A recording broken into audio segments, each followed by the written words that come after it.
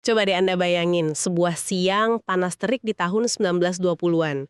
Tiba-tiba di kampung Kauman Yogyakarta ada suara kentongan dipukul kenceng banget. Bertalu-talu gitu ya. Betul, warga langsung panik kan, berhamburan keluar rumah, mikirnya wah ini ada kebakaran atau mungkin ada maling, ada bahaya. Pasti panik ya. Tapi pas mereka ngumpul, yang dilihat itu bukan api, bukan bahaya, tapi sosok kiai yang sangat mereka hormati, KH Ahmad Dahlan, berdiri tenang di depan rumahnya. Dan beliau mengumumkan sesuatu yang jauh lebih mengejutkan dari kebakaran. Jauh, beliau bilang beliau akan melelang seluruh isi rumahnya saat itu juga. Dan ini yang bikin semua orang diem. Alasannya itu, beliau lelang bukan karena bangkrut, bukan karena terlilit utang, Bukan. justru karena para guru di sekolah Muhammadiyah yang beliau rintis, belum gajian, kas organisasinya benar-benar kosong. Selamat datang di The Deep Dive. Hari ini kita akan coba bedah salah satu momen, mungkin momen paling dramatis ya dalam hidup KH Ahmad Dahlan. Sangat dramatis. Sebuah kisah yang kalau kita lihat dari sumber-sumber yang ada, termasuk biografi dari Kemendikbud dan beberapa artikel, ini tuh bukan sekedar cerita penggalangan dana, ini soal kepemimpinan, soal pengorbanan yang radikal, dan soal kekuatan komunitas. Betul sekali.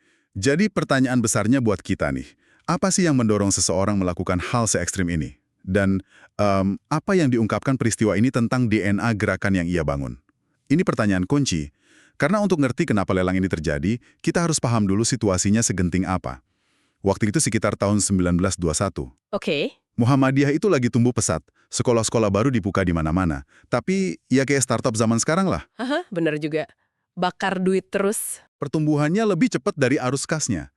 Jadi, ya itu, mereka kehabisan uang, benar-benar kosong. Masalah klasik banget ya. Visinya besar tapi dompetnya tipis. Emang berapa persisnya uang yang dibutuhin waktu itu? Menurut catatan sejarah, angka yang dibutuhkan buat bayar gaji guru dan biaya operasional itu sekitar 500 gulden. 500 gulden. Mungkin kedengarannya nggak seberapa ya buat kita sekarang, tapi di zaman itu, 500 gulden itu jumlah yang sangat-sangat besar. Bisa buat beli tanah luas. Jadi, ini bukan masalah sepele. Wow, oke, 500 gulden. Dan yang menarik, prioritas Kiai Dahlan itu jatuh ke gaji guru. Bukan buat bangun gedung baru, bukan buat ekspansi lagi, tapi buat kesejahteraan para pendidiknya. Kenapa guru? Kenapa itu yang jadi titik kritisnya? Nah, disinilah kita masuk ke jantung visinya Ahmad Dahlan. Buat beliau, pendidikan itu bukan program sampingan. Pendidikan itu urat nadi dari seluruh gerakan pembaruannya. Urat nadi ya? Betul. Kita harus ingat, landscape pendidikan waktu itu kan kebelah dua. Oke. Di satu sisi, ada pendidikan kolonial Belanda.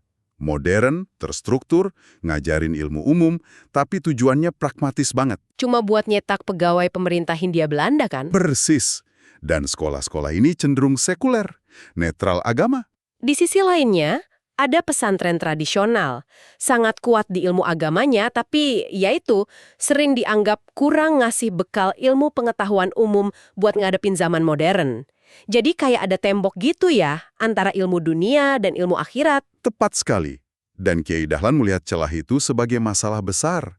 Beliau nggak mau generasi muda muslim harus milih salah satu. Harus korbanin salah satu gitu. Betul. Makanya sekolah Muhammadiyah didirikan sebagai jembatan, sebagai sintesis. Anda belajar matematika, geografi, ilmu alam, tapi dasarnya tauhid yang kokoh. Jadi intelektual modern sekaligus muslim yang taat. Tunggu, ini menarik banget. Berarti ini bukan sekedar masalah, aduh kasihan guru belum dibayar. Tapi ini jauh lebih dalam dari itu.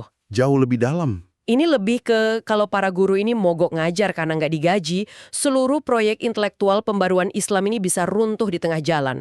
Emang sekrusial itu situasinya? Persis. Anda nangkep esensinya. Krisis ini bukan krisis keuangan biasa. Ini krisis eksistensial buat Muhammadiyah waktu itu. Para guru ini kan ujung tombaknya visi Kiai Dahlan. Iya. Tanpa mereka ide cemerlang itu ya cuma jadi catatan di atas kertas. Jadi bayar gaji mereka itu pertaruhan buat ngejaga nyawa gerakan itu sendiri. Oke. Jadi situasinya genting luar biasa, krisis eksistensial. Kalau organisasi modern sekarang mungkin langsung bikin proposal, cari investor, atau pinjem ke bank ya. Pasti. Tapi yang dilakuin Kiai Dahlan ini benar-benar di luar dugaan. Dia nggak nyari uang keluar, tapi malah lihat ke dalam, ke ruang tamunya, ke kamarnya, ke dapurnya. Sangat di luar dugaan. Coba Anda bayangin, di depan warga yang masih pada bingung, Kiai Dahlan itu nggak pidato panjang lebar, minta sumbangan. Nggak berkeluh kesah. Nggak sama sekali. Beliau langsung nunjuk ke perabotan di rumahnya dan bilang, ini solusinya, mari kita lelang semuanya. Wow, sumber-sumber yang kita baca itu ngelukisin adegannya hidup banget. Yang dilelang itu bukan barang rongsokan loh. Bukan. Ini seluruh isi rumahnya, pakaian yang biasa beliau pakai, lemari jati tempat nyimpen kitab-kitabnya, meja kursi yang tiap hari dipakai buat ngajar, bahkan tempat tidurnya. Gila ya. Sampai ke detail kayak jam dinding dan jam berdiri yang gede itu. Mungkin itu saksi bisu semua rapat dan diskusi penting di rumah itu. Semuanya. Suasananya digambarin langsung hening seketika. Warga yang tadinya bisik-bisik langsung diem. Mereka terbengong-bengong, gitu kata sumbernya. Datang karena suara kentongan, yang disaksiin malah kuliah kepemimpinan tingkat tertinggi, tanpa kata-kata. Betul. Dan di antara kerumunan itu kan ada kelompok pengajian, intinya Kiai Dahlan. Namanya Toharotul Qulub. Artinya penyucian hati ya? Benar. Anggotanya ini kebanyakan para pedagang, juragan batik sukses di Kauman, murid-murid terdekat beliau. Bisa kita bayangin perasaan mereka ngelihat gurunya ngelakuin hal itu. Pasti campur aduk, kaget, haru. Tentu, keheningan itu terus pecah. Tapi bukan dengan suara penawaran, tapi bisik-bisik penuh haru. Mereka tergerak. Dan disinilah kita harus paham, tindakan Kiai Dahlan ini bukan cuma penggalangan dana. Lebih dari itu. Ini sebuah performance kepemimpinan. Dalam arti yang paling murni. Dia nggak bilang, ayo kita semua berkorban buat Muhammadiyah. Dia nunjukin, ini pengorbanan saya yang mulai. Ini menarik. Menurut Anda, tindakan yang bisa dibilang performatif kayak gini, masih relevan nggak sih buat kepemimpinan zaman sekarang? Atau ini cuma bisa berhasil karena konteks komunitas Kauman yang begitu erat waktu itu? Pertanyaan bagus.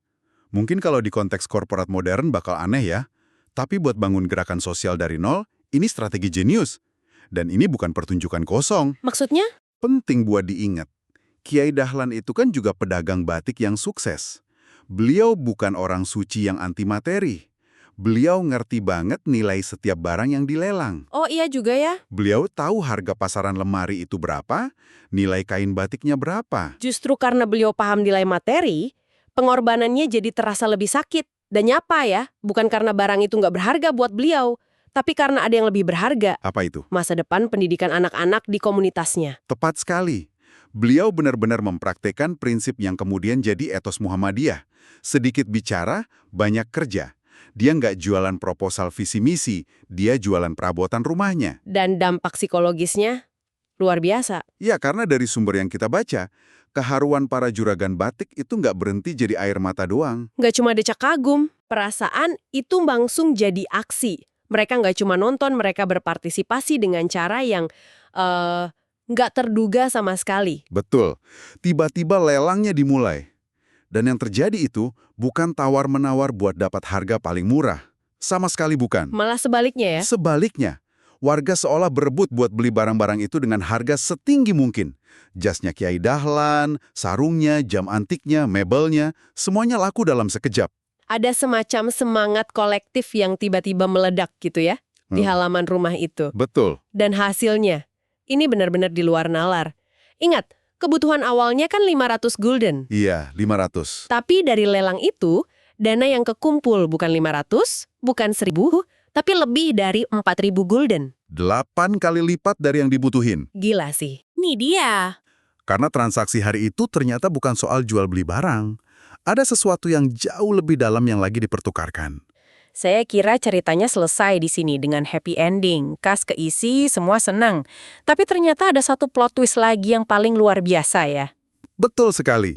Setelah lelang selesai, uang 4.000 gulden lebih itu kekumpul, Kiai Dahlan ngelihat para pembeli ini siap-siap mau pulang. Tapi aneh. Anehnya kenapa? Nggak ada satupun yang ngangkat atau bawa barang yang udah mereka menangkan. Mereka cuma salaman, terus pamit. Loh, kan jadi bingung Kiai Dahlan. Barangnya udah dibeli mahal-mahal, kok nggak ada yang bawa pulang? Beliau sampai nawarin diri kan? Iya, beliau sampai bilang, nanti saya antar barangnya ke rumah saudara.